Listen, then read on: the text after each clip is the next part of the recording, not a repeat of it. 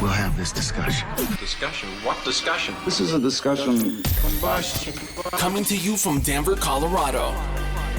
This is Discussion Combustion Podcast with your hosts, Kevin Batstone and Arthur Raw. Beautiful people of the world, welcome back to Discussion Combustion Podcast, episode 94. DCPC conveniently now located in DTC. Man, it's good to be back here for another episode. We got a great one lined up. We got Justin Finesilver in the building.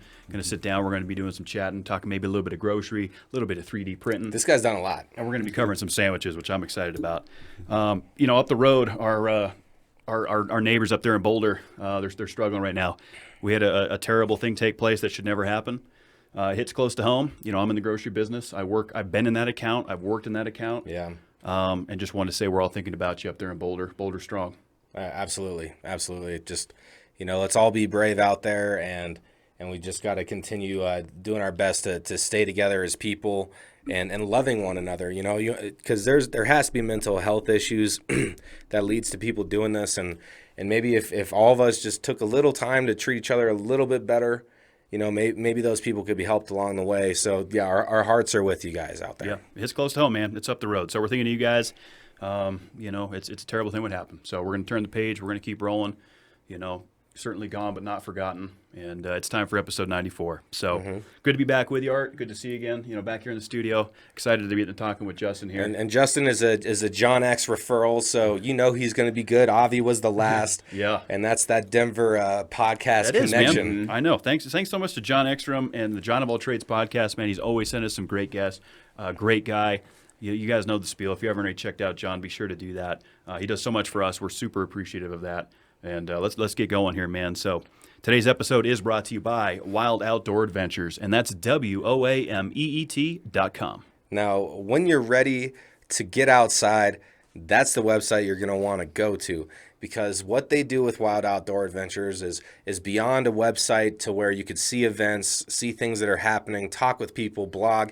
The website's great, but when you get out there and you start walking around with people, you start seeing the beautiful state of Colorado with people of similar interests, that's when friendships and bonds are made. And that what's more important in life than a great memory with great people and having an experience of taking that mountain? Because, when you push yourself on those hiking trails or you push yourself working out and you don't want to keep walking, drink some water, you keep moving, but once you get to the top, the feeling you feel, that's what Wild Outdoor Adventures brings to people. Yeah, it's ultra rewarding, man. It makes me think when we summited James Peak, that's the kind of programs these guys put in place. Wild Outdoor Adventures makes it really easy. It's free and easy to use website. Sign up, check it out. Check out some of their YouTube videos of previous hikes that they've done. Great stuff coming up this summer.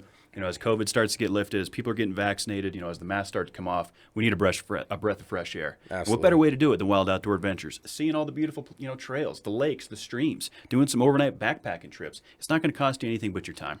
Hope for teens, hope for vets, hope for everyone passing through Colorado. Definitely check it out, and that's less dreaming and more exploring. Discussion Combustion is also brought to you by, you already know the one, that's Mountain Made CBD. Yep. MountainMade.life is where you're going to go to find all your crystal clear CBD products designed for the active lifestyle. That's it, man. It's the CBD fuel that you need, the CBD to succeed. MountainMade.life, guys, coming in strong with the build, the boost, the recover, the puff, the combat, the defense, taking care of your furry friends with the dogs. They have it all, man. Get on over there, bundle and save, auto pay, auto ship, auto discount. They have your best interest in mind.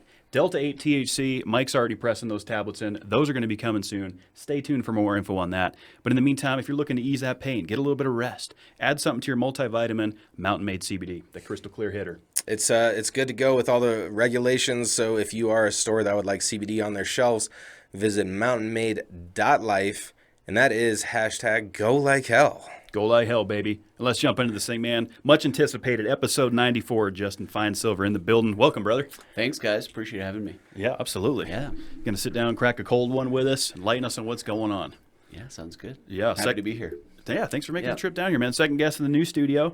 Again, John Ekstrom introduced us, and super fortunate for that. Yeah, absolutely. I've known him for quite a while. Fortunately and unfortunately, I like to give him a hard time. But we used to do the radio at KCSU together up in Fort Collins, and we went to school together. And what would you guys cover? Was it like local campus stuff? Or? No, we were a couple of music nerds, basically. And I don't know when his show was. He was 1,000 times better than I was. I was relegated to the 2 to 4 a.m. shift. So okay. I think my mom maybe listened to me if she was awake. Thanks, Mom. Yeah, thanks, Mom. Sweet That lady. always helps having Sweet lady.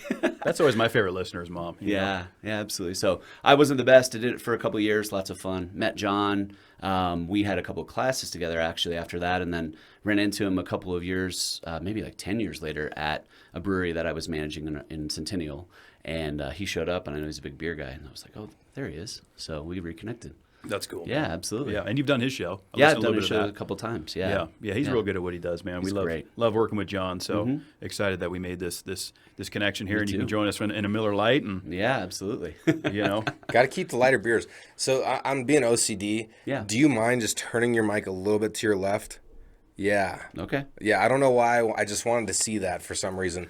But Justin was great, man. He hit us up with an email, very professional today, and he was like, "Look, guys, I'm super excited to be here." Yeah. And he sent us a little list, like Yeah. I mean, not everybody provides us some juicy nuggets like that. That's true. So I got a good would you rather. Right out of the gate? No, not right now. Oh, okay. You know, gotta wait. We'll build gonna up say, to that. you gotta let that marinate, Come man. on, no. We're No, only a it's too couple soon to sips throw into that a out. beer. Absolutely. Yeah. Absolutely. Yeah. One of the things. I'm just excited. I'm excited, man. Yeah, it's good to be back It's in a the good studio. Wednesday night. Good energy in here, man. This is our second run through, and one of the things I picked out of your notes was I talk about it a lot on here is the grocery business. Yeah. and I know you have a little bit of history in that, and I touched on Boulder a little bit, and we'll tread lightly on that. Obviously, it's tough times for a lot of people up there in Boulder, and it's a terrible thing what happened. But the grocery biz is man, I've done it for almost 20 years. Wow. Yeah, You're a hero.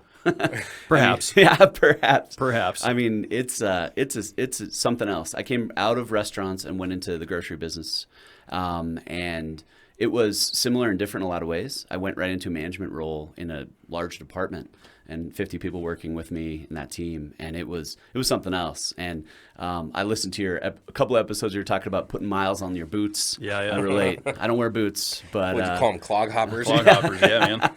I wore Crocs, so another great, cool pair of shoes. Oh yeah, keep the feet cool. Yeah, that's right. Keep them cool, keep them real comfortable.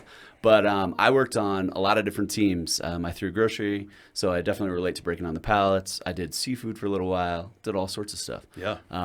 The best thing and most important thing about grocery or anything customer service, in my opinion, is you learn a lot about people. You learn how to treat people. I think it almost true. should be required work for people to learn how to interact with other people in some of their best moments and tough moments. It was a formative experience for me, for sure. Yeah, it's true, man. A lot of people say, if you haven't worked in the food industry, like being a waiter or worked in the restaurants, Next, you did restaurants too. Yeah. that's like the grassroots of learning work and learning customer service, so to Yeah. speak. And grocery's not far off from that. I mean, it is. It's very physically demanding, a lot of walking, a lot of good interactions. My favorite part about it is the interactions. Yeah, absolutely. Being able to chat with some great people. And but yeah, at the miles, man, I walk too much. Oh, it's crazy. I walk too much. Can you walk too much though? Is that like a for bad me, thing? For me, it's too much. Yeah, I mean, just you talked about this before, but if you didn't have that daily gig, if you got moved to a computer, there's like the screen 15. Yeah. Is what maybe I'll call it that this week. Yeah. But you always gain a little weight Oh, there's no question. Once Yeah. I give up the grocery biz and I'm sitting here behind this desk full time, I'm gonna put some pounds on, Nah, Justin. you- I I like to could- drink beer, I like cheeseburgers. There's nothing wrong with that. I completely agree, though. I actually work from home now, and it's a whole different universe. Yeah. Being on your feet all day, you do those, 15, 20,000 steps a day.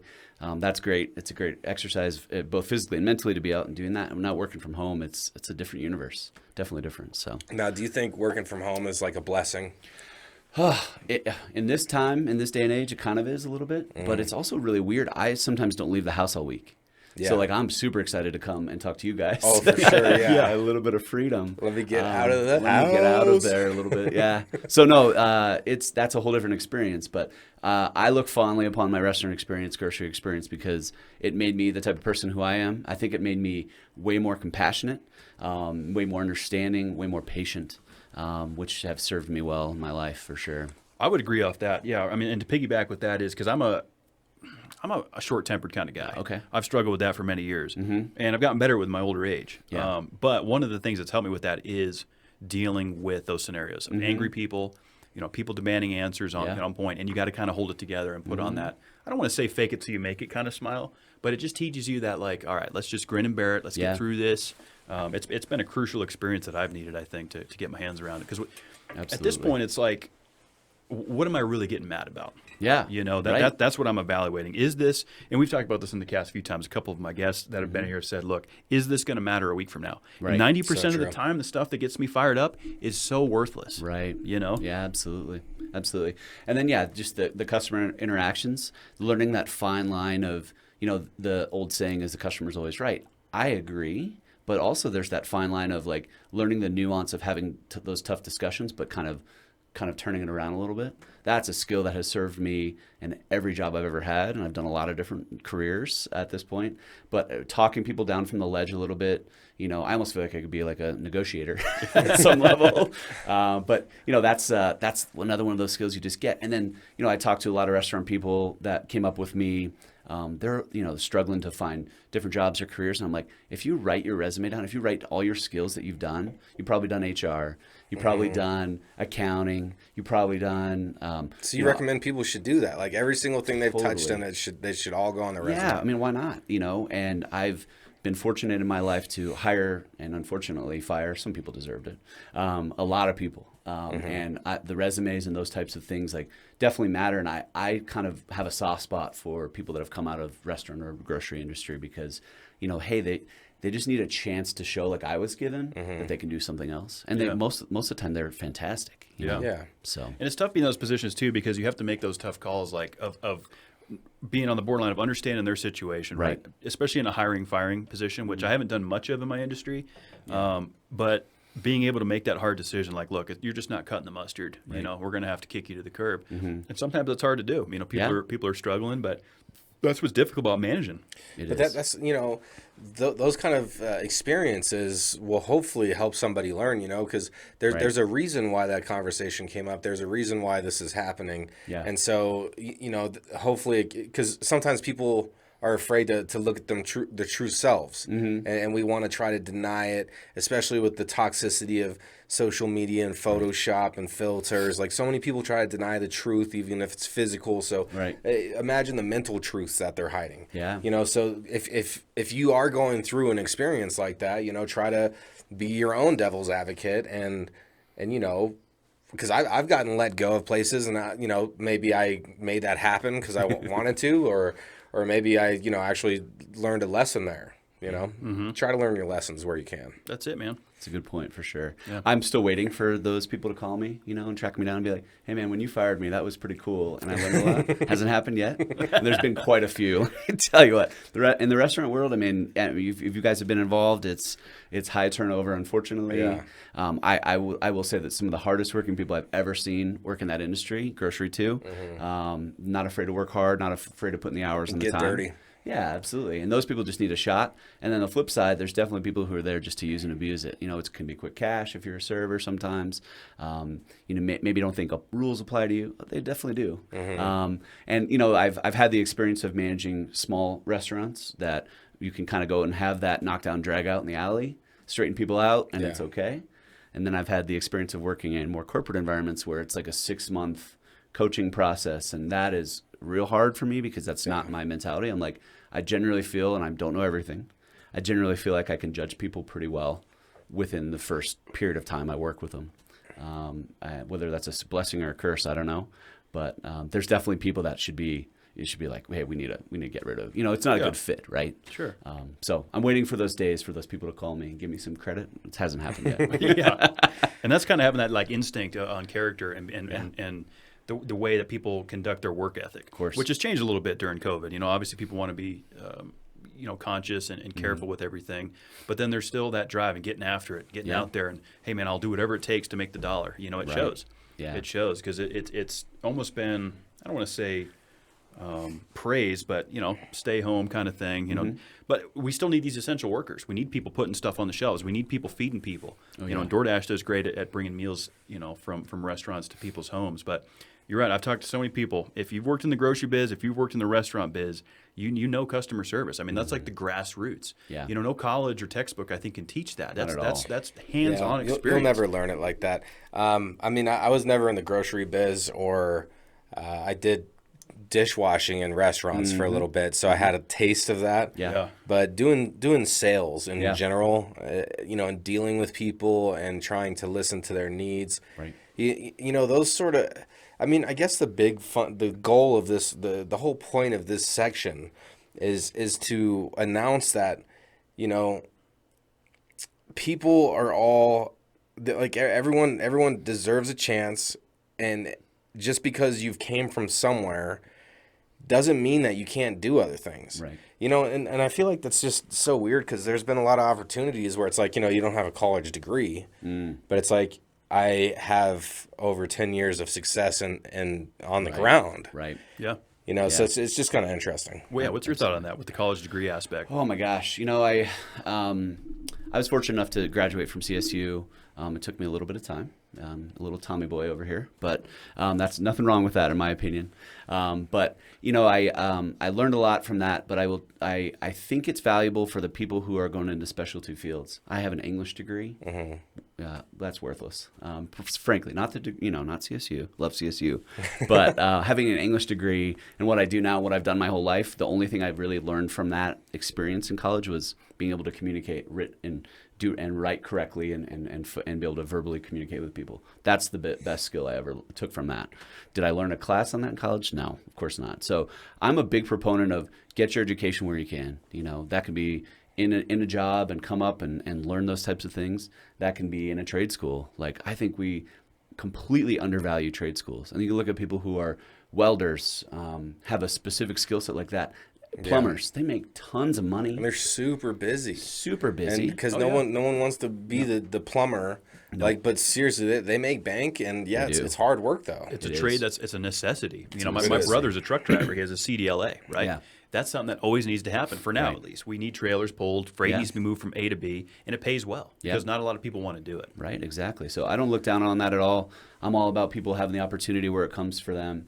And if they, that was always the trick for me. Like when interviewing people and like going through that process, find those little nuggets, like latch onto those things. Like resume is one thing. I always like to have that conversation and say, tell me a little bit about yourself. Like, where have your opportunities been? Or like, what do you want to do with yourself? And you can find those little diamonds in the rough. And that was my pride always, was trying to find those guys that were like a young kid or just have a chance, or an older guy who needed a chance.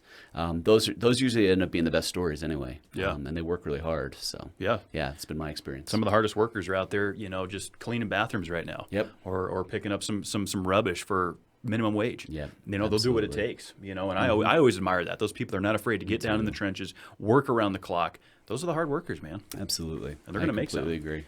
I mean, it's not a pretty world, you think about nature and how it's kill or be killed out there, right? All the animals, the insects, the birds, it's all happening. And humans are the same way, but we just do it in like factories and stuff. So it's hidden away from our, so it seems, but truly we're taking life to live. Yep. And even if it's plants and stuff.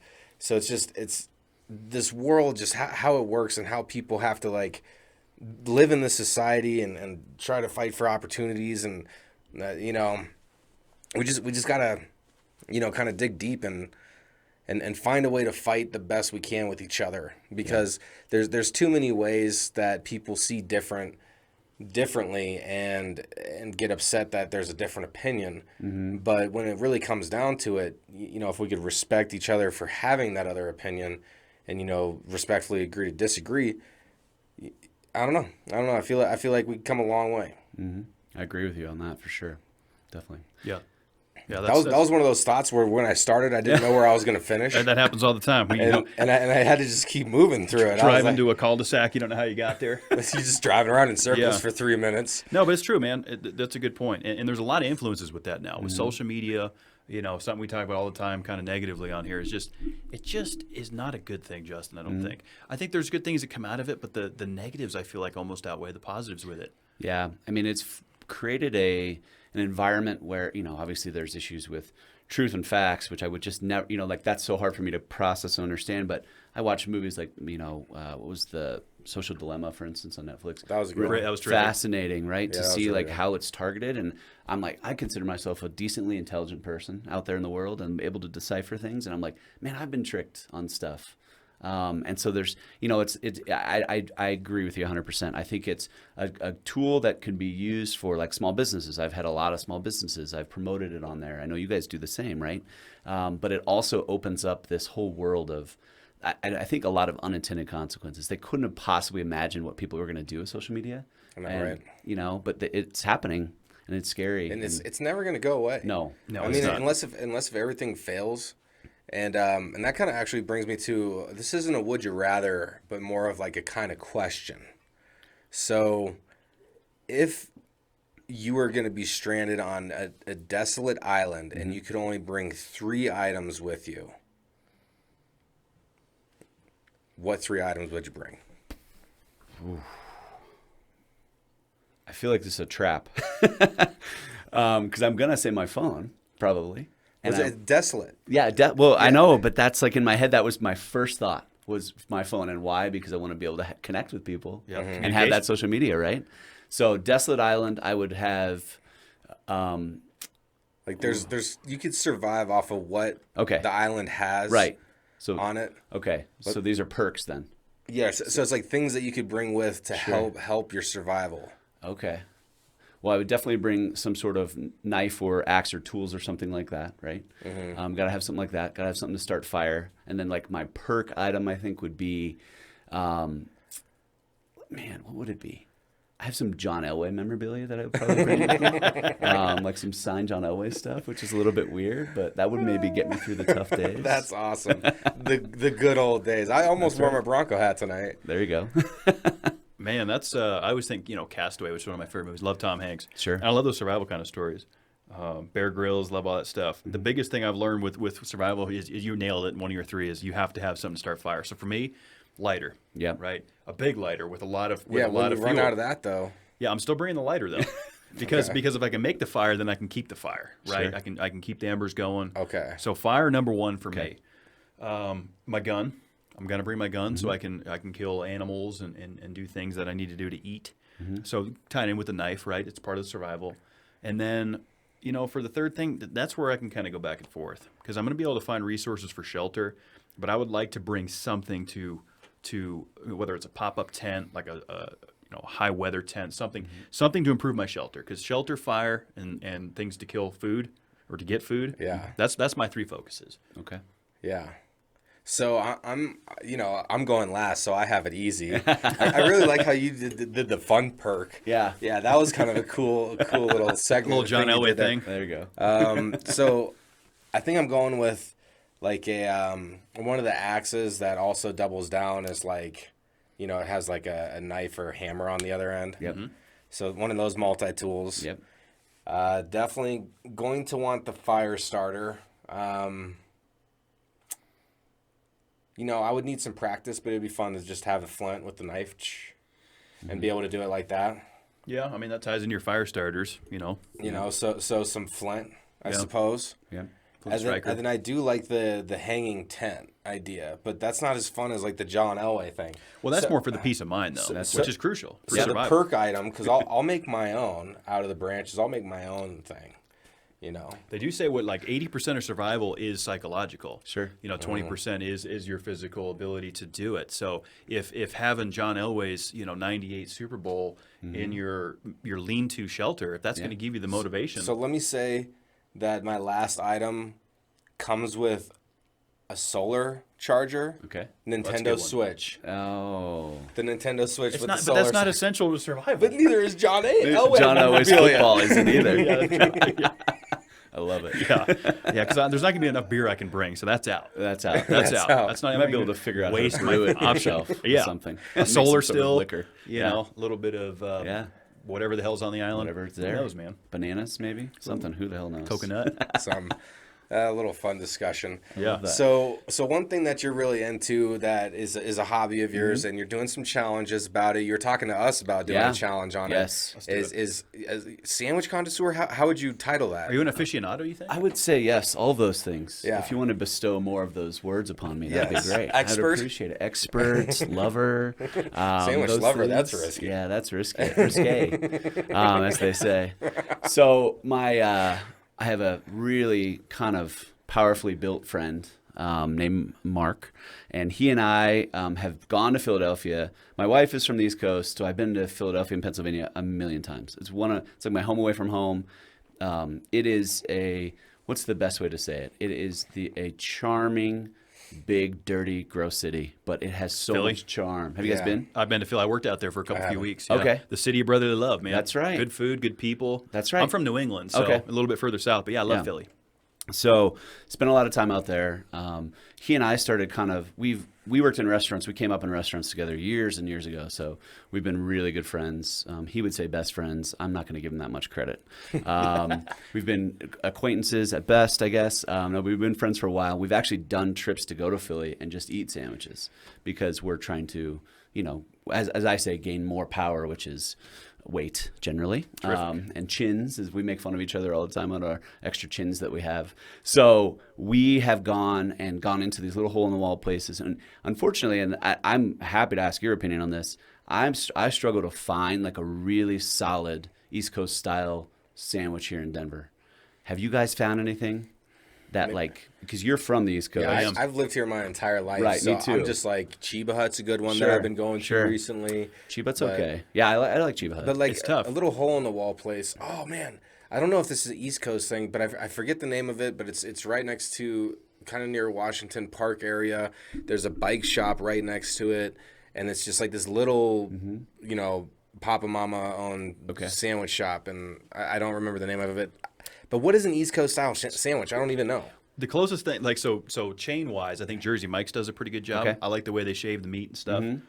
Little Carmine's. Okay. Little Carmine's in Aurora, Colorado. It was right next to my old apartment, like Smoky Hill and Chambers, I think. Great Italian deli, very New York. I love walking in there and getting that New York style sub. But it's tough to get, because going on Philly, I'm sure we're going to talk. Have you been to Geno's? Did you guys make the trip there? I waited in line forever there, Right. Justin. I did. I was out there working. I went on a Saturday. I waited for like maybe an hour and 25 minutes. Yeah. Was it worth it? Yes. Yeah. It was, just Yeah. just so I could say I ate there. Yeah. But I'm going to tell you that I think that it probably wasn't worth it. There's 1,000% better places than then that. Geno's? Yeah. See, and I think I got sucked into the You got Travel sucked in. Channel. We didn't shit. know each other. Yeah, we didn't you're know right. each other at that point. I would have straightened you out. You I would've. straightened John out on his trip. Let me paint a picture for you guys. So it's the bread. I'm sure you're kind of familiar with it. We don't have it here.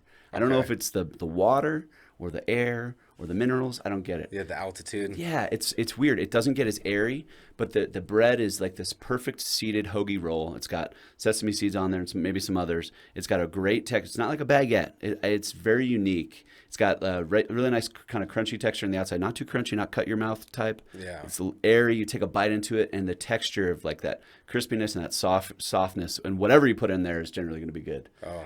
It starts with the bread. Do you know what I'm talking about? I East do. Coast Yeah, the style? bread is crucial, and that was actually one of the things I was going to ask you about, knowing that you're a sandwich aficionado. Yes. Because you got to have the foundation, right? Right. If you're not working with good bread, what the hell are we doing? Yeah, here? That's the right. sandwich, put it in the trash. Put it in the trash. Put it in the Yeah, trash. it doesn't matter what else you Doesn't use matter. on there. Doesn't matter. That is my philosophy. I adhere to that exactly. So you start with the bread, then it's just the magic of the ingredients. And I don't know if it's the guys that make it. I don't know if they have a certain look or a way about them, but it's just a different thing. Like we don't have Colorado people generally, and this is just we have kind of a look, right? We all wear kind of our ball caps. I dress just like you. And that's a good Are thing. you from Denver originally? Yeah. Oh, my I'm man. native. Yeah, I'm native. What's up, bro? Yeah, there you go. Okay. None of these weirdos, I know. All these fucking Texans That's and right. people New from England, the huh? The Northeast. New Englander. Jesus. Tom Brady. That's right. Yeah. Ugh, gross. You're not a New England fan, are you? Absolutely, Oh, yes, he Justin. is. Come It's on, man. it's okay. That's home. That's home. I feel sick. I'm talking about sandwiches. I can't even continue. You can't eat anymore. Yeah. But it's these guys, and they just it's the whole look. Like I was like, so I'm gonna go to Philly. I hadn't been there before, and I'm like, is it really like the jumpsuits thing? Is it really that? It is. It is real. Like that's a real life. Like we've got, and I'm by no means calling out a specific group of people, but it's people of Italian descent who love being from Italian descent, and they wear that pride. And I don't have like anything like that in my life, but these guys just talk about, like they translate meat. So when they say, what do you want? Like a quarter pound of gabagool? I'm like, what's gabagool? Capicola. Yeah. Hell Translate. Yeah. He looked at me like I was from outer space. I'm like, I want to try it. I want to try I'm some so of it. excited you said that because I was saving that term for you, but you beat me to it. Gabagool. And then so like I go to this one little deli and they started translating for me, and they were really nice, thank God. They didn't treat me like an outsider. So they kind of taught me a little bit. And it's right in the Italian market in Philly. And so then it's prosciutto is prosciutto. It's all shorthand and slang and the different types of cheeses and stuff like that. I'm just sitting there like it's Christmas morning, just learning, and they give you, they slice you off a little bit and you taste it. It's like, I don't know what magic happens, but it is magic. And so when that stuff starts to come on to a sandwich and you start to build these layers and these flavors and these textures and all that stuff, it's amazing. So first of all, you're making me hungry. Right, I should be. I hope. Second of all, you mentioned that like you come up with some crazy sandwich concepts. Sure. What I got to hear, like, what was a crazy sandwich concept that you did? So we started, my friend and I, as a result of our experiences there in Philly, we started a sandwich competition called Sandwich Battle. And so we have it on Instagram. It's kind of small and growing, but it's mostly our friends, and they treat us like garbage, and that's what we want. That's fine.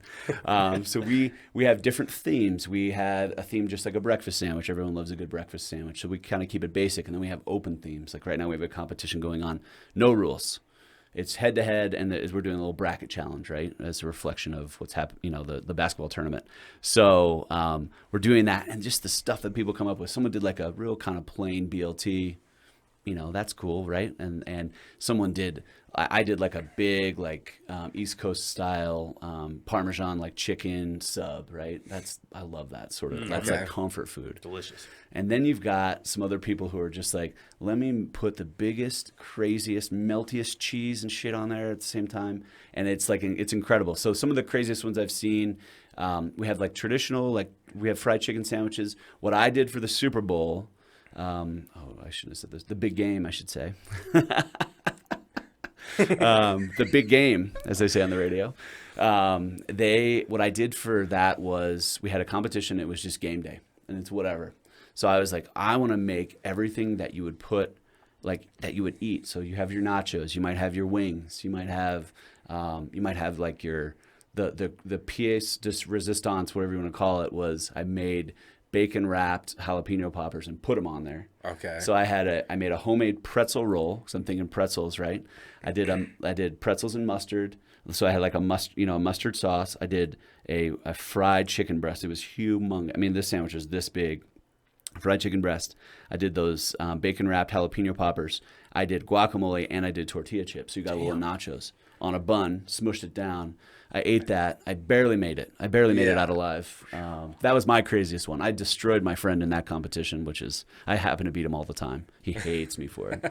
He's very competitive. I am not, and he just hates my guts. You're all for it. nonchalant. Oh yeah, whatever. It's no big deal. No big deal. Yeah. Thanks for enjoying it. We have a lot of fun doing it. That's a cool. blast. That does sound good. So I had one would you rather that was sandwich related. I want to throw this in here right now. Go for it. So the big question: if you could only have one type of sandwich, are you going hot sandwiches or are you going cold sandwiches for the rest of your life? Hot, for sure. Yeah? Yeah. That's a tough one, man. That was quick. Yeah, that's one I'm going to have to ponder a bit because I love a cold Italian. Yeah. That's one of my favorites. Absolutely. Italian is one of my go-tos. The gabagool, the Genoa salami, the peppers. It's delicious. He just went real East Coast. He's having way fun. He just had a flashback. He's been looking forward to doing that all day. Oh, yeah. I was thinking about it. But I love hot sandwiches, too. Right. I love me a good Philly. Yeah. And I'll tell you this, Jersey Mike's Big Kahuna is pretty good. Is it? With the peppers, the mushrooms, all that shit. The cheese is good. But That you're is a right. good one. If the bread is not right, You can forget about it. It ruins the sandwich. Yeah. It ruins the sandwich. If it's soggy, if it's too hard, the bread really is. It's key. It's key. It's key. And the thing to know about Philly in terms of sandwiches, in my opinion, the cheesesteak is a great sandwich. It's also not the best thing. So have you ever had a roast pork Yes. sandwich? Oh, yeah. So they make an Italian style porchetta, which is like a roast pork loin wrapped in pork belly, which is insane. And are you familiar with this? No. No, I'm educating you. No, I'm like Getting hungry. I'm learning. I wish I had like a picture that was popping up of like what you're saying. So it's like I'm visualizing they it. put these. There's a place in Philly called the Knicks, which is where I sent John to, and that was the thing he told me. He was like, "Oh my God, this place is unreal." They just have these loins, these pork loins that they've roasted all day and all night, perfectly juicy, and they just cut those real thin, which is important. And you can get it wet or you can get it dry. Get it wet. Don't even mess around with dry. That's stupid. They have sharp provolone, which is unique. You may be familiar with it. Do you guys do any you do cheese stuff in your company, right? Oh, yeah. Yeah, okay. Yeah. So there's regular provolone, there's smoked provolone, and then there's sharp provolone, which is a whole nother tweak on that. And it's got like a bite to it. It's a real nice flavor.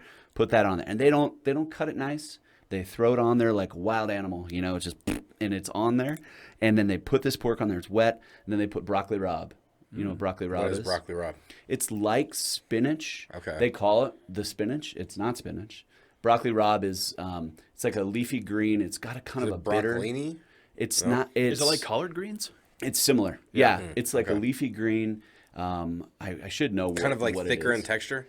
Thicker in texture. They chop it up kind of fine. It's not as like meaty as like kale, which is I think is gross personally. Feels bitter. Yeah, but it still has that bitterness. It's got a little bit of peppery flavor to it, kind of like an arugula. Put that on top of there, and that's like steamed and cooked down. And you just have this 3-ingredient sandwich that will change your life. Really? Oh my God. The Sounds amazing. simple things, man. Simple. See, that's the solutions in life. It's always the simplest thing. Simplicity right. at its best. Simple sells. It really does. So did you cook too? And were you a cook? Because like I know you do a lot of cooking, so you've cooked for restaurants. And yeah, the way you're describing everything and saying everything, it's like this man has a lot of hands-on experience. Yeah. And I wouldn't mind tasting what his hands can deliver. I know. I want to try one of these sandwiches now. Yeah. And I mean, it is so much fun. We did it kind of as like a COVID boredom thing. He and I have been talking about doing something together for a long time. We think we're very funny and sweet guys, and most people hate our guts. Like, they give us a lot of shit. Well, I like it. You're sarcastic. Yeah. You're bus rolling your friends, which I do to Kevin all the time. Oh, yeah. There It's you part go. of the fun. You That's know? right. But I'm going hot sandwich. Hot sandwich. I'm going hot. I was thinking Cubanos. I was thinking about all the hot stuff. Here's the all thing, good. man. All these sandwiches. Yeah. I just something popped in my head is how much I love Cuban sandwiches. They're so simple, but they're so delicious. But are. again, it does come back down to the bread. There's Bread a is great key. place up in is it Arvada or Wheat Ridge? Somewhere up in the Northwest. I went to this little hole in the wall Cubana place. Delicious. Cubanos are amazing. One of the best I've had. Yeah. That Cubanos are really good. I mean, and that's the whole thing. Like, I've said this. I mean, you watch enough cooking shows, you see this too. Like, every culture has a dumpling. I'm learning more and more cultures. A lot of cultures have sandwiches. So, like in Mexico, they have tortas. Like have you ever like good Mexican torta before? Torta bread is like sweet. It's soft and pillowy, and it's kind of got like the sweetness to it, which is really unique. And then you throw on all your favorite taco meats, al pastor, which is like, are you familiar with? Like, it's pork and pineapple. Delicious. Insane flavors. They put on black beans on there, cotija cheese. I worked at a Mexican restaurant, if you can't tell. And so I got like real familiar with all those ingredients. Oh my God. And that, like those type of sandwiches, that's a whole nother universe. Not pressed, right? The best. The pressed sandwiches, come on. Pressed are so good. See, if Like I, paninis? Yeah. If Oh, yeah. I could like redo my kitchen and only have one thing, it would would be be it. yeah. I don't know. I'm being silly, but No, you're not. Panini sandwiches. They're I mean, you delicious. can make burritos on that. Yeah, You can do a lot sure. with that. There's a place I want to mention my favorite sandwich in the world. Yes. And it's in Italy. I've had the good fortune on my honeymoon. My wife is a very patient, sweet lady, of course. And I said, hey, we got to go to Italy. Well, there's other stuff you might like there, but there's a sandwich shop that I got to go. Like we're going to Italy for the sandwich. There's some art nearby. You can go art it up, and I'll have a sandwich. And I went to this place 2 or 3 times. They have like one of those 500-year-old ovens. They make focaccia bread only. They make these focaccia breads the size of this table. They cut them like down the side. They cut these big chunks. So your sandwich about that big. Yes. And so real, like it's precursor to East Coast. They slice all the meats real thin, and then they have all these types of Italian cheeses that they put in cream form, so they can spread them on there. Oh. I've even seen on their Instagram that they inject cheese into the sandwich, which is like, and Oh, my. I took a bite of it, and I was like, I took my breath away. you know, and I was like, Jesus, what is this? This is a miracle, you know, and it's how they just put it together, and those guys and the speaking the Italian, the whole thing was incredible. What an experience. Two thumbs up on my entire experience. Right. The thing was great time. Right. How was Italy? I'm not quite sure, but let me tell you about the sandwich. That was when I returned. Delicious. That's Yeah. awesome. That's why I love the amazing. Italians, man. They know how to eat. Were you a Sopranos fan? Did you ever watch The Sopranos? One of my favorite shows. I've seen it 3 times through. Easy. Wow. And Satriale's pork story. You know, they'd go down there and they'd get a nice bite, and you'd hear Tony go in there. He's like, "Yeah, give me some of that gabagool. You know, give me a little bit of that Genoa in there." Is that where you peppers." learned all that? Was watching that show? Yeah, The Sopranos definitely taught me that Italian lingo. There's no question. There's no question. I mean, growing up in New England, yeah, I was around, but The Sopranos kind of tied it all in That's together. funny. Why not? And just the gravy, calling stuff Oh, the gravy. Yeah, the gravy's good tonight. Yeah, the gravy. What is the gravy? That's It's the sauce, pasta sauce. So you know, I really love like balsamic and that kind of stuff on a sandwich too. I was trying to put together a list. Unfortunately, I only got 2 of the top 3, so I'm going to come up with a third one live. And I was thinking, what are my top 3 favorite sandwiches ever? Tough one. Yeah, and so definitely, I'm not in sequential order, but the Cubano's up there for me. You know, I love the clubs, but then also do I want to throw in like the Italian instead of the club? So I have a hard time with that because I got to have a hot breakfast sandwich in there. You know? A breakfast sandwich is so hard to beat. And it's just so satisfying, right? In Oregon, I went to, it was called... oh, damn it. I'm forgetting it. It sounds great. So it was like the egg. It was like an egg something. It'll come to me later. But that breakfast sandwich in Oregon was so good. It was like in the city, and it was Portland or what? Yeah, in Portland, Oregon, and we went there 3 times to go get that breakfast sandwich because it was just so good. when It you was like the find that? sourdough with Yeah. like. Keep going. Gotta keep going. Gotta just keep going. That's how too. I get, man. So top 3 sandwiches. Me? Yeah. Oh, man, should I go last? Probably. No. I like a chicken parmesan. That's what I made recently. I just think that's a classic. If it's done right, it's really good. I love that roast pork sandwich from Philly, that Philly style roast pork sandwich. My dream is, along with my friend, who I won't mention his name, but he's really powerful, as I mentioned.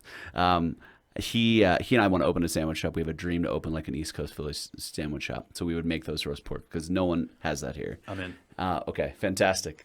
And then my third one, I think a breakfast sandwich has got to be up there. Now here's the breakfast sandwich question before I let you go.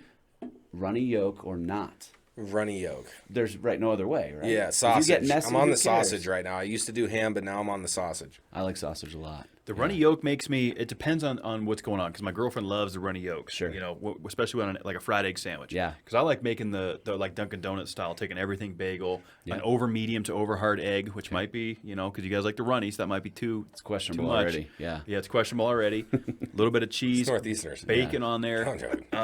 The yolk's kind of weak. Not that I'm against the runny yolk, but I like the over hard on a sandwich. Okay. I like having that nice egg on there when I Yeah. bite into that bagel sandwich. So, segueing into my top 3, this is going to be a tough one, man. Obviously, the Italian's up there. I love an Italian sub.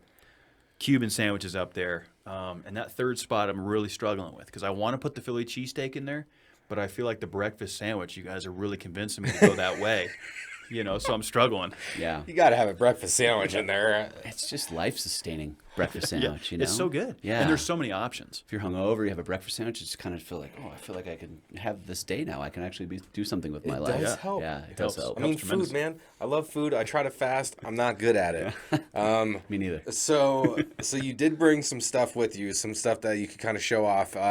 One of your main gigs, which is, I think, a really, really cool industry, and I think something that has revolutionized humanity forever, and that's 3D printing. Sure. So what? First of all, what got you into that?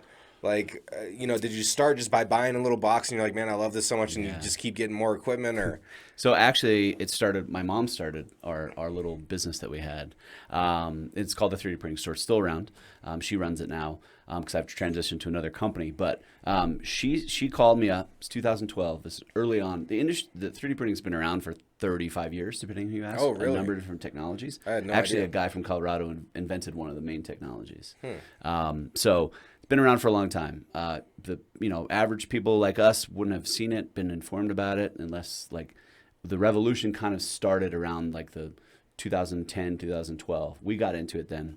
We bought a couple of printers, and it got so popular real quick that way that we had to actually, we ordered them. They were 12 weeks for delivery from New York, if you can believe it. I had a friend go and buy them in the retail shop and send them to us with this one brand. Okay. I started with 3 printers, and we had an open house in February of 2013. It was a little blurb in the Denver Post, and it said, "Hey, come out to this." Like, we got no press coverage. We had 400 or 500 people show up to a 900 square foot space with 3D printers, and everyone was just like, "What is this?" And we said, "We got something. We got something here." Yeah, for sure. So that's how it started. Okay. I was doing one of my 50 other jobs, and in addition to that, I was kind of doing social media. Kind of moved into it full time the next few years when it became more and more realistic. We bought a lot more machines, and we started figuring out what the applications are, and they are immense. The technology's improved greatly, even since I've been involved. It's everywhere. It's a big part of our lives. Sure. And you don't even realize it. So Invisalign dentures, a lot of those are 3D printed. And the reason is that, and since 1997 when they started 3D printing, which is really cool. And they were one of the big... Really? So thanks to dentistry, 3D printing was invented. Yeah, Wow. was more widespread. And that's something that affects all of us, Like That if you had a Invisalign, because 3D printing allows you to do something that you can't do in a mold, is that you can make something custom. So now when you go to your dentist, like my dentist scans my mouth, and they make a 3D model. Like when I had a crown done, and he milled a little crown that fit right in there. And I was like, man, I'm just familiar with all that from what I do. That's really cool. Really cool. So dentistry is a big thing. We're seeing impacts in healthcare. A lot of knees and hips are 3D printed out of So titanium. you can 3D print. It's not just plastics. No. You can 3D print metals. Pretty much you anything. can do like that's crazy. Mm-hmm. That's crazy how that works like that. Because I've seen like construction sites too where they like have the big thing of and they like basically 3D print a house. That's the next big industry for 3D printing is construction. That's amazing. Yeah. Yeah. I mean, you can think about, so a 3D printer can, it's the same technology I use, just different materials. So they're making a concrete composite house, and they just print the outside of it. And they can make houses in a day. I mean, it will revolutionize the industry. It's already happening. We'll see it more and more and more for sure. Once they really figure out the technology, it'll be a huge deal. So, yeah. And you've helped with some animal prosthetics. Yeah. So we had a nonprofit still in existence, not super active, called Prosthetics. Very clever name. My wife came up with it. Prosthetics? Yeah. Love it. Yeah. I have to give her credit for that. And we had a story where we made a tortoise shell. We called it a shelmet, which was, we get real nerdy. Okay, so just give me a break. I would love to see your whole lineup of products. Yeah. There's probably real clever names in there for sure. So there was a tortoise from a rescue here in town, in Golden. And I've learned a lot about tortoises over the years, and unintentionally. They're very social. This tortoise had a shell that was getting rubbed down, and the manager of that rescue said, "Hey, we need to find a solution." And I've been reading about 3D printing, and I think it might be a thing. So we brought the tortoise into our shop. We 3D scanned his shell, super organic shell, right? Imagine, like, I don't know if you're familiar with like any sort of like CNC milling or how other things are made or molding. Very almost impossible to use those technologies, the most common technologies in manufacturing, to make something like this. 3D printing was really the only answer. So we made a shell covering that fit right on there.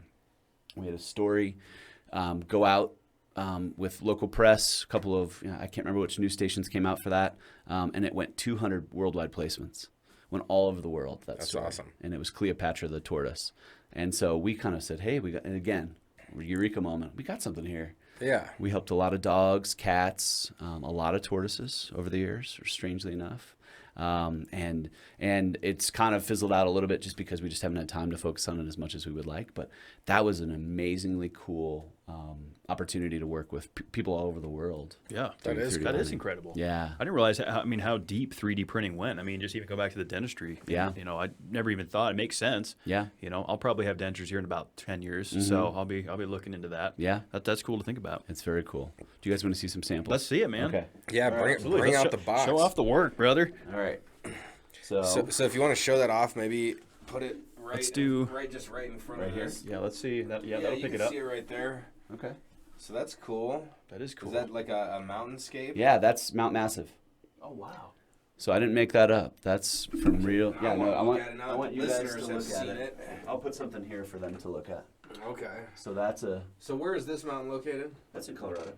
Oh, That's sweet. one of the 14ers. Here's Pikes Peak. Oh nice. Oh, that's cool. That's terrific. So that's printed in 100% recycled material. It's very light. It's called PETG. PETG is used in almost all the food packaging we use in the world, outside of water bottles.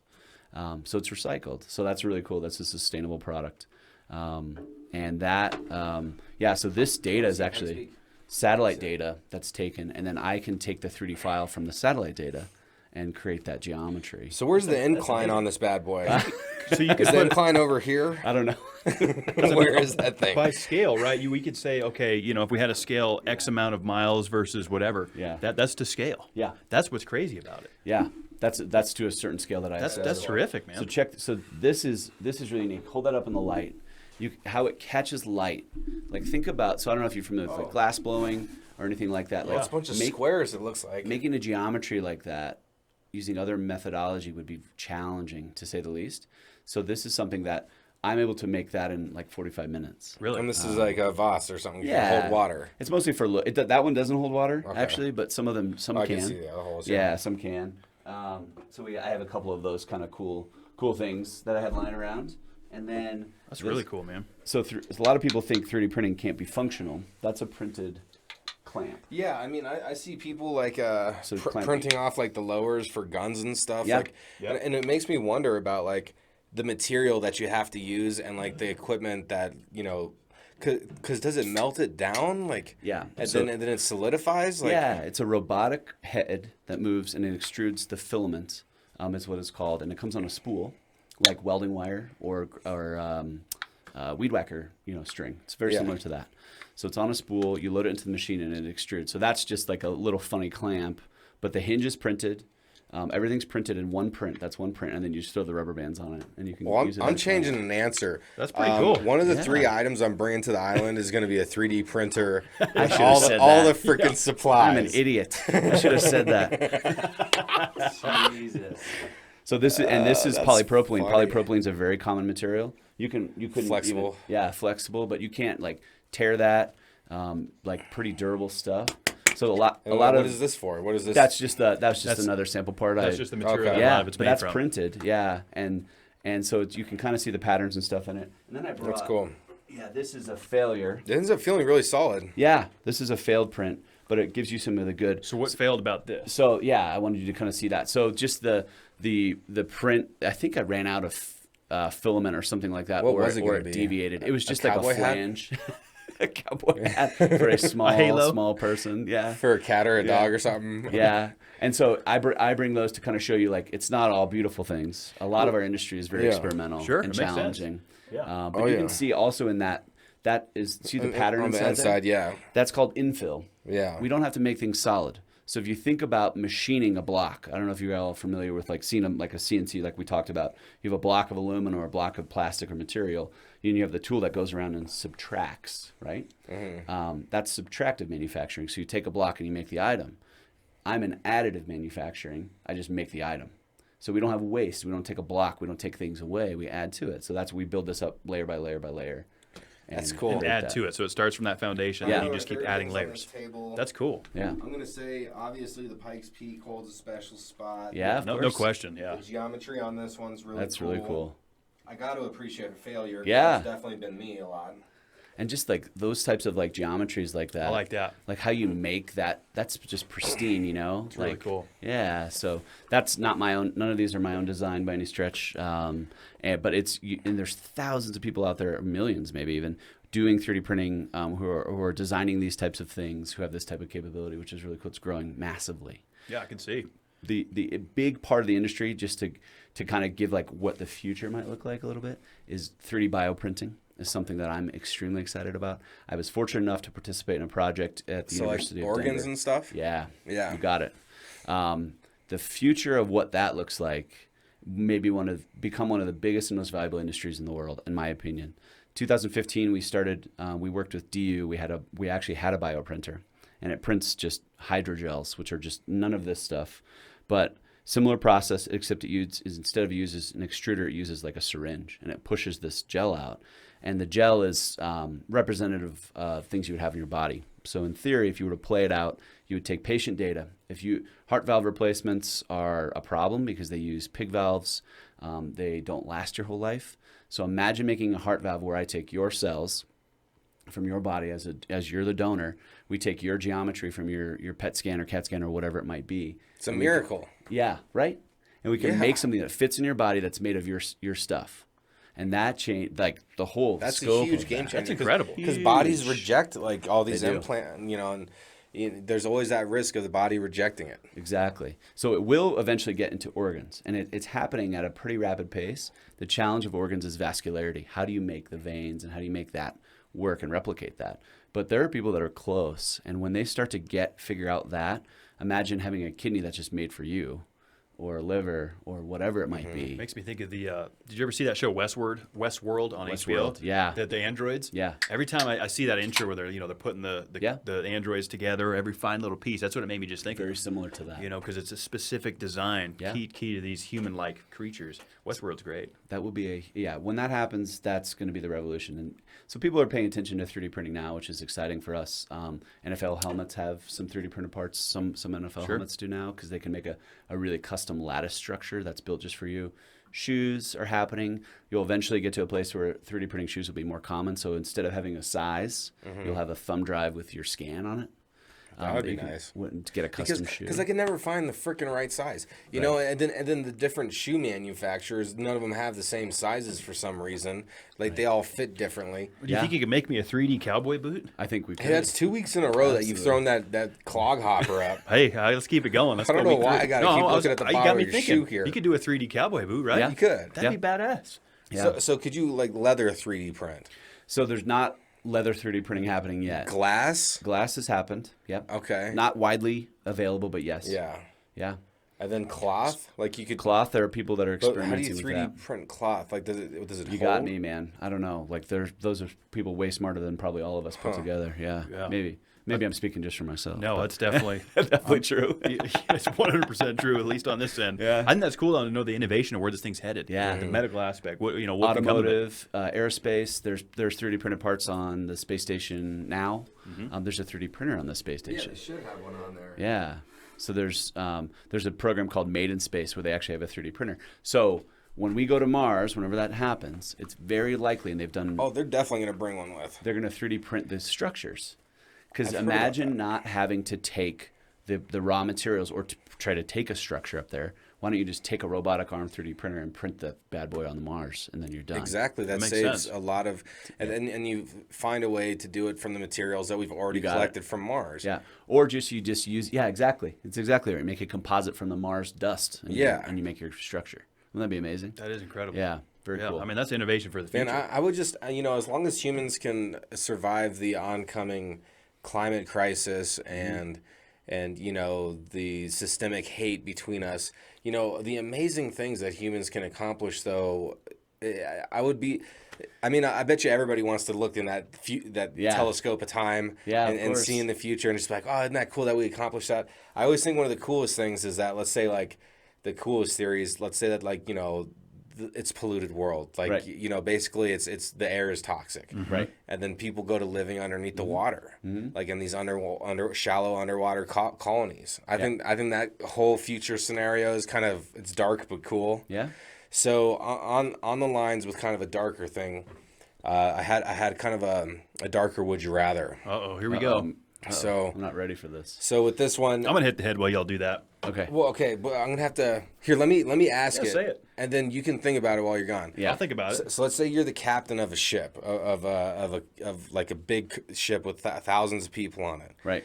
And for some reason the ship is going down. Right. Do you save yourself and like the people on that ship that mean the most to you? Mm-hmm.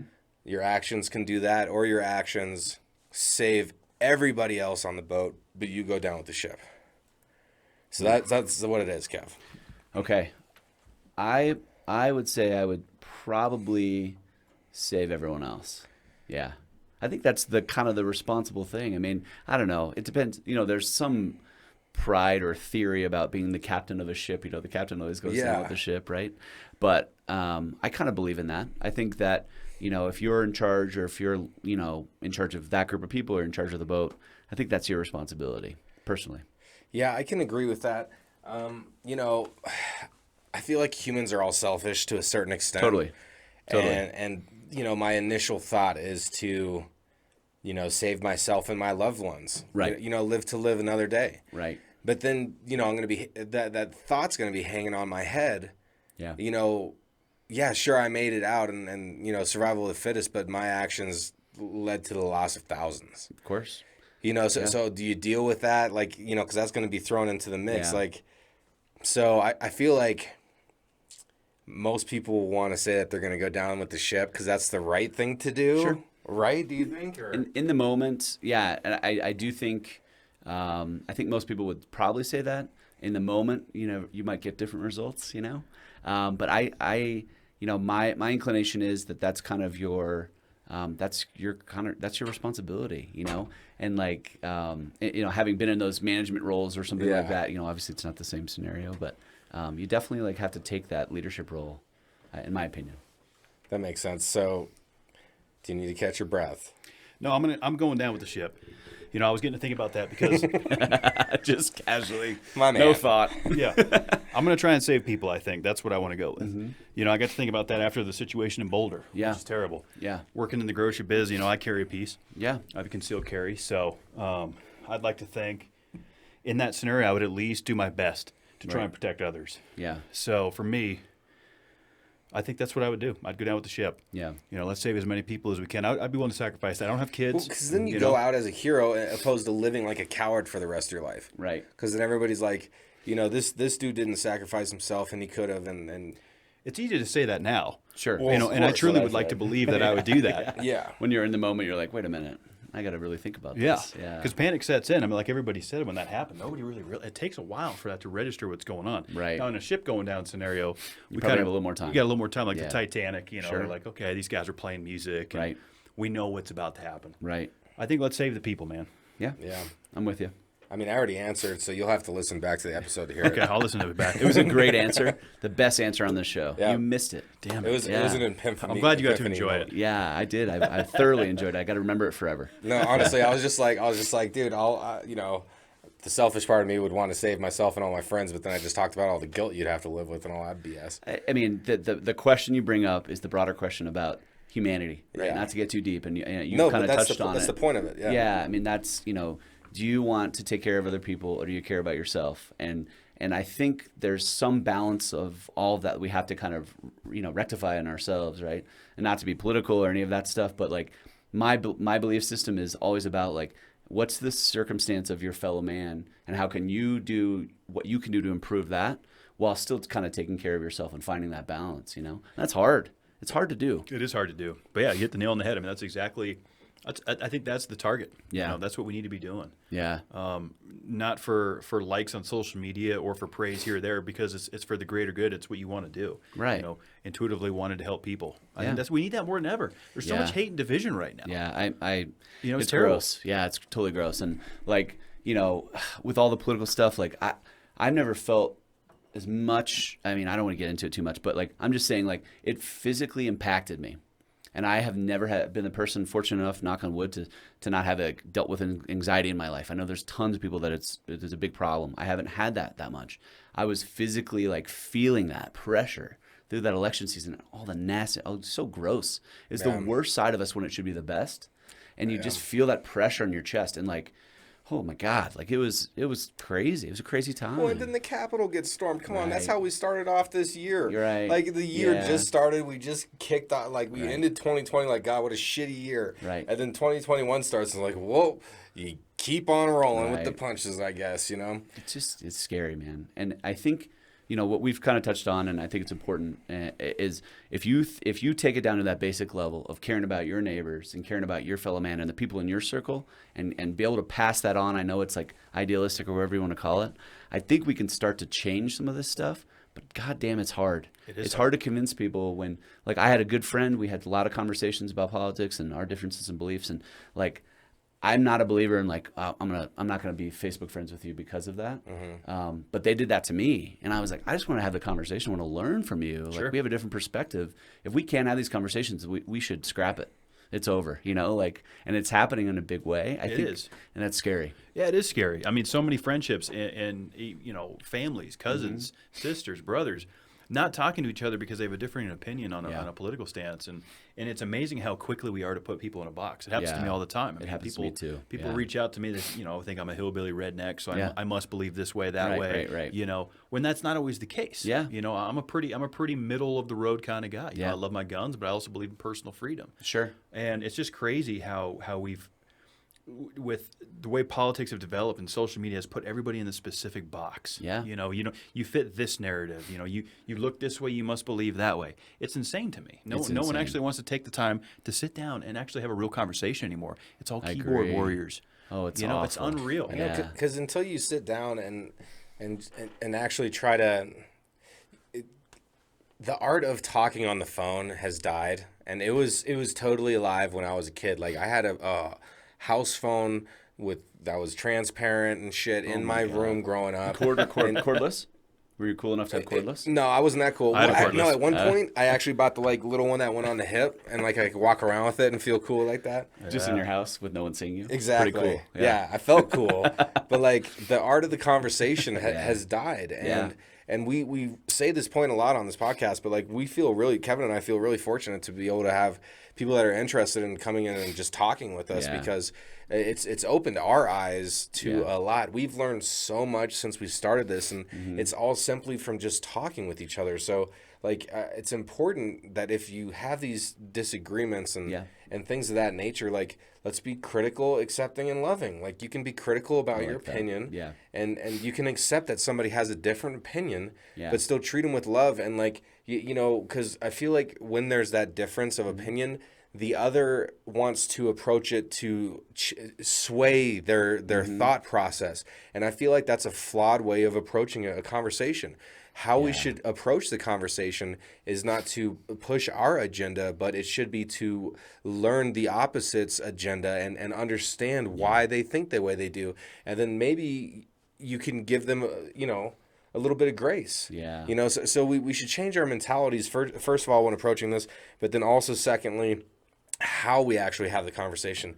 If you have somebody's cell phone number, you know, maybe just give them a call. You know, it means so much to just get a phone call every once in a while. It really does. It's impactful. It's absolutely impactful. Reaching out to people. Yeah, especially in this time, like with COVID, we've been also separated. I mean, could there have been a worse year to have this shit happening in our lives? Like when we couldn't have the type of connections you're talking about as much as we would like and engage people and have that face-to-face. I work remote. I love the people I work with. I've never met them. Do you know how weird that is? That I got is a this little job different. in COVID, Yeah. and I've never met him. So I've started to realize how much of communication is interpersonal, how much of communication is looking someone in the eyes and having those types of conversations. Man, it's a weird world. Well, even via Zoom, like you know, looking at somebody, that's almost like sitting across. It's kind of like It helps. It helps bridge the gap a little bit. It helps. It still takes away a little bit from that, like what we're doing here. Yeah. You know, drinking beer in person, sitting across from the table, reading each other's energy and body language. Yeah. That's what we've gotten away from for obvious reasons. We're playing it safe for COVID and stuff like that. My fear is how are we going to come out of it on the back end? You know, are people going to be able to sit down and have open discussion? Because now it's like, oh, we don't talk about this, that, and the other to keep the peace, and that's fine. Right. You know, it doesn't have to be a hostile. I don't want to be yelled at. You know, and I don't want to do yelling.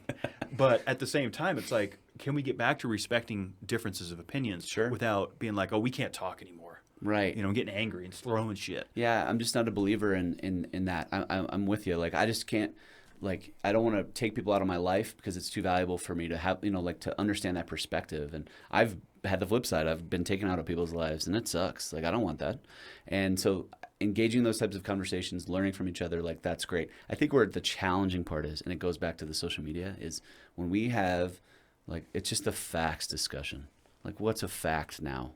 What universe are we in when we can't, like, realize those truths? And once we can establish a ground, like, you almost have to have those ground rules for those discussions. Like, can we agree on these few facts, like that the sky is blue, you know, or things like that? Let's start at I'm a base colorblind, level. sir, and it's green to me. Perspective is reality. Yeah, exactly. No, I'm just kidding. No, but I agree with that. Like, if you're having a tough discussion, maybe you have a pre-discussion that just, highlights, like, let's respect each other. We're not going to agree about everything, but it's okay for us to, if we feel like we're hitting a wall with each other, to just move on to the next thing. Yeah. Because no one's ever gonna everybody is never going to agree. I was trying to figure out how to say that. Everybody's never going to agree. Yes. So it's like Kind of there's break that down. there's always going to be Profound, always going to be a difference in perspective, thought. No matter opinion. what. You're right. When it comes to sandwiches, right? Because you might say, look, I like that extra sharp provolone, but I want that original provolone hitter. My friend would tell me that. He's like, our fans are real garbage. They don't know classy sandwiches. And I'm like, they just like me better than you as a person. Garbage. Yeah. So we had to go anonymous. Because he and I both have a little bit of a reputation for being, I don't know the words, likable or unlikable, depending on who you ask, right? Yeah. And like we're just kind of sarcastic assholes, right? And that's fine.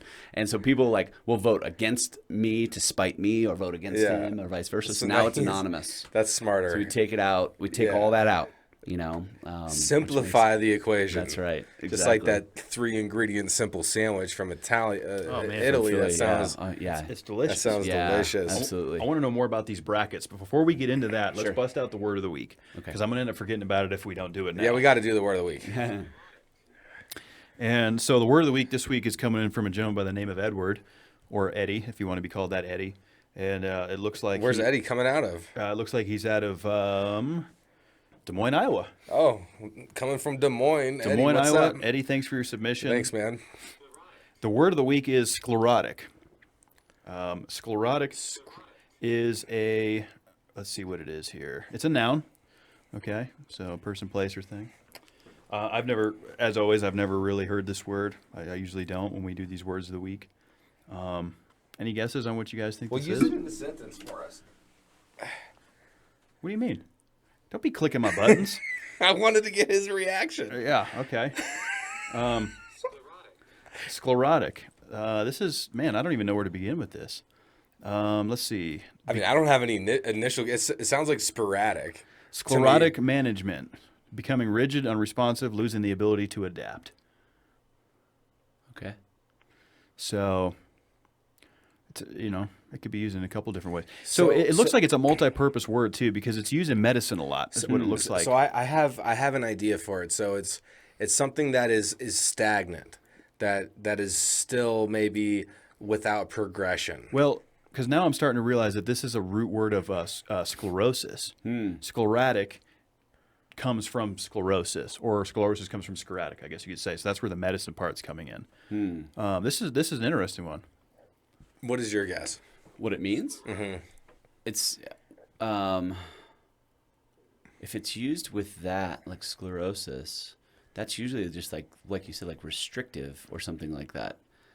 So that's, man, I'm an English major. I'm embarrassed. I've never even heard this word before. Oh, don't I worry, can barely Joseph. read. So I can't either. I have not been able to pronounce 87% of the words every week, and our listeners make sure to hold my feet to the fire.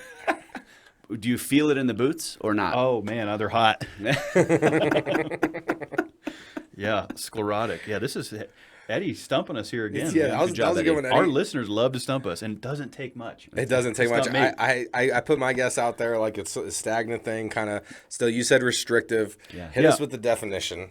So again, there's that medical aspect. So the medical definition relating to affected with sclerosis, as mentioned, and then grown rigid or unresponsive, especially with age, unable to adapt or compromise would be sclerotic. So, man, I don't think I've ever heard that word. Yeah, that was a really good one, Eddie. Thanks for the stump. That was a great one. Another word of the week that we're stumped by. That was a good one. That was pretty good, man. So we generally like to ask this, and you've kind of covered this information already, but I want to know about the brackets. oh yeah, sorry, you know what I was going into. Yeah, I know what you're What's going up to with do, these brackets? but I want to Yeah. know about the brackets and what challenge we can bring with getting us involved, man. I'm excited I'd about love that. to do Yeah. that. So the brackets that we're doing right now it started with 8 people. We're down to the final 4. Yep, 4 people that are involved, and we're gonna have another challenge this weekend, and then it'll be the tournament of champions. So who's in the final 4? Or what's in the final 4? I don't know yet. The sandwiches will be revealed on Sunday. We do the reveals on Sunday. So it's actually my sister. She's a pastry chef. She's actually used to be in the cannabis industry for a long time, and she brought a lot of finesse and class to some of the pastry, fine arts pastry into the cannabis industry, which is really cool. So she's doing one. I have a friend who owns a restaurant in Colorado Springs. And then my other friend who that I've been talking about, my sandwich buddy.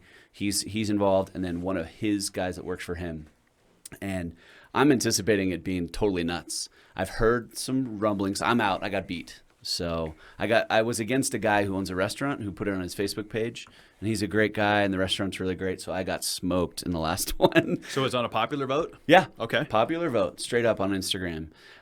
So I lost. I'm out. But I'm hearing all the rumblings of what people are making. It's gonna be awesome. I'm excited. Obviously, people voting don't get to try the sandwiches. No, this is really tricky. So yeah.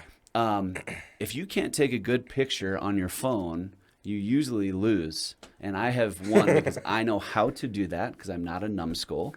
And I can get close and get the lighting right and stuff like that. And my friend who I usually compete against my friend only. We do it every couple of weeks. Yeah. And I usually kick his ass because he can't take a picture. He's got an iPhone 5 or something like that. I don't even know. But he just can't do it right. And he's got fat thumbs. I'm not sure what his problem is.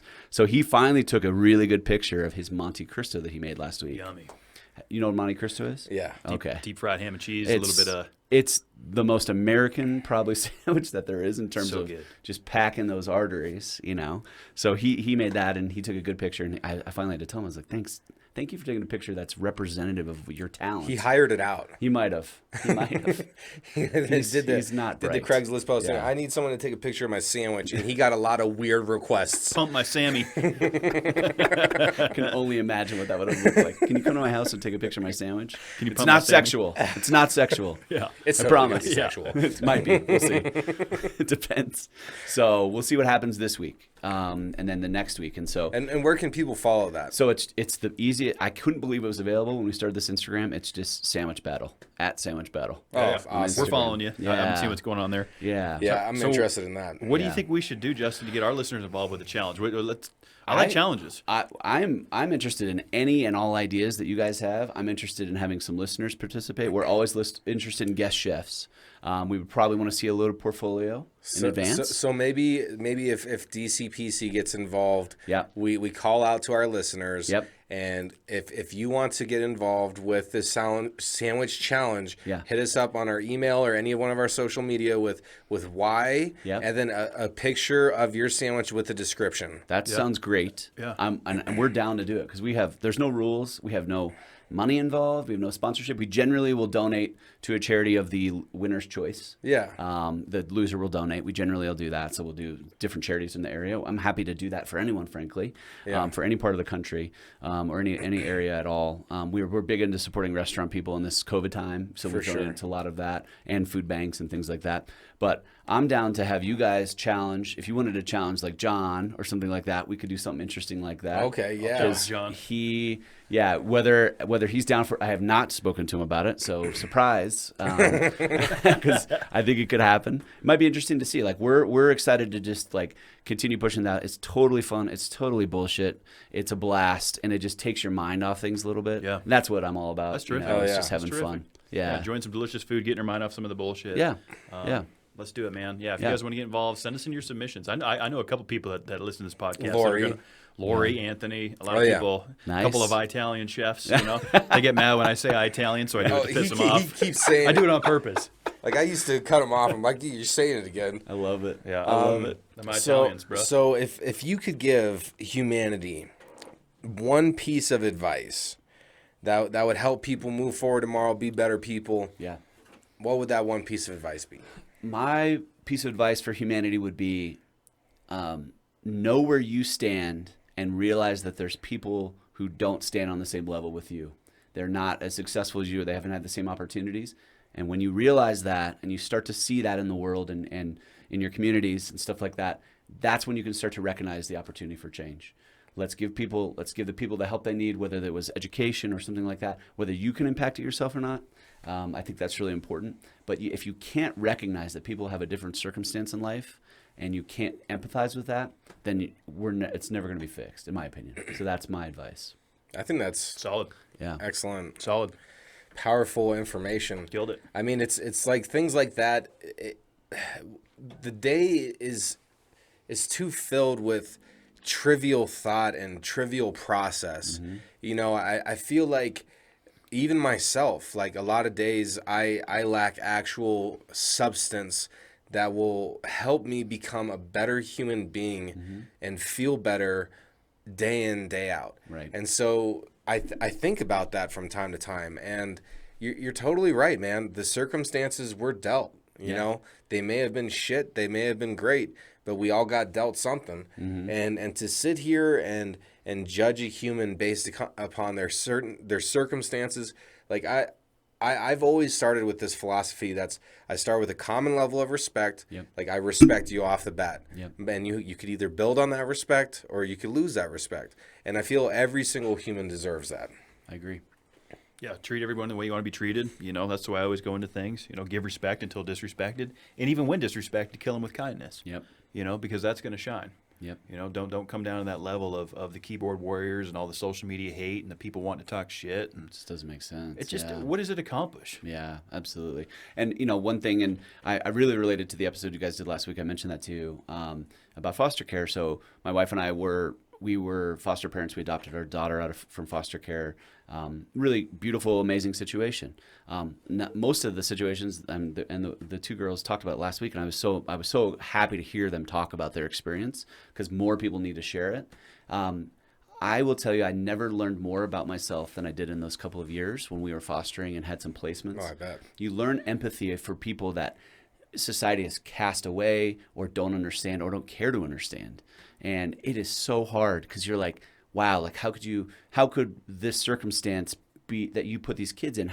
How can that be okay with you? And it's like, if you take a step back and you start to think about what their life must have been like and what they would grow up into, they didn't know any better. Does that make it right? No. But like, let's understand that. And that system specifically taught me so much about humanity as a whole.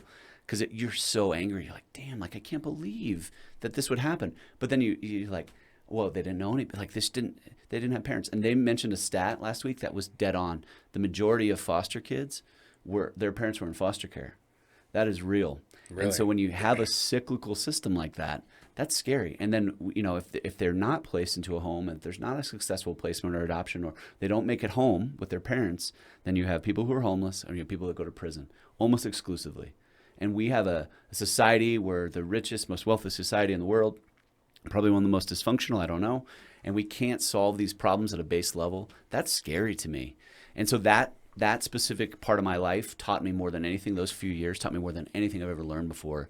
And it made me realize, like, hey, that guy, like, you may not know his circumstance. Treat him with respect. I totally agree with that. Try to gain that understanding. And then if you can help someone, please do it. You know, by whatever means possible. You got to help. Yeah. Got to help everyone else if you can. If You know, you're able, if you've helped yourself, and that's the main thing. Yeah. So, you know, my believe and achieve this week will go like this. We need to believe in ourselves first, and believe in ourselves to the core, and achieve allowing ourselves to make the decisions to be our best selves. Yeah. Because if you can't believe and achieve that, then you will never be able to help anybody else out. True. So yeah, that's the believe and achieve for this week, is believe in yourself and achieve making yourself happy and being realistic with what makes you happy and being hard on yourself. Sometimes it's hard to do the right thing. People will do more to avoid pain than they'll do to gain pleasure, as Kevin likes to say. One of my favorite quotes is, people will do more to avoid pain than they will to gain pleasure. And Yeah. you're right, and it's important, because until you can find your own personal happiness and be content with the shoes that you walk in, it's going to be difficult to be able to share those experiences and to be able to help other people until you're completely complacent in your own life. Yep. And you know. Yeah, so believe and achieve being your best self, and that way you could help others. That way you could be a strong presence when you enter the room. That way you have the power and energy to impact the world around you. And I think that's powerful. I love it. Justin, it was a pleasure having you in tonight, man. We're so thankful guys. that John Yeah. introduced us to you. Really great time. I had a blast. Love just chatting, getting to do this. Like, this is like the end of COVID. Like, not the end, but like we're starting to see the Lights light at the end of the tunnel. This is a celebration for me to be able to come and do this with you guys. So I really appreciate it. We're so happy. Yeah, man. man. You're a very humble person. You got great stories, great energy, doing some tremendous things, man. Thanks. It's been a pleasure. Great. And let's do it again. Awesome. Yeah. We I'd be love happy having to. the repeat guests. So Awesome. Let's get you maybe later in the year, something like that. Yeah. We'll make sure to pump anything you want down in the show notes below, guys. If you're tuning on YouTube, click down below. You can find the sandwich battle. See some of the stuff that these guys. Yeah, are doing. we'll talk some more about that off air and figure out what with John. We'll do one DCPC. 3 hosts compete I could see that. Man. for the best. We got to get sandwich. John involved. I with love this. it. I love it. I'm making a hot sandwich. Y'all better be ready for that. Let's do it. Let's bring our A game, man. And you know what? Let's continue to own it. Let's grab the bull by the horns. Let it rip, tater chip. Boulder, Colorado. We love you. Y'all stay strong out there. We'll overcome this. It's just unfortunately something that we have to grapple with in this day and age. It's a terrible thing. I'm a proud gun owner. I don't want to see too many restrictions come from this. I'm certainly open to some of the mental health evaluations and things that we need to do to protect our citizens. And just wanted to close that out with saying, Boulder, we love you. And Justin, once again, thanks for being here, brother. Thank you, guys. Appreciate it. I'm going to go get me a sandwich. I'm feeling hungry. Time to shut her down, brother. Y'all be good to yourselves. You deserve it.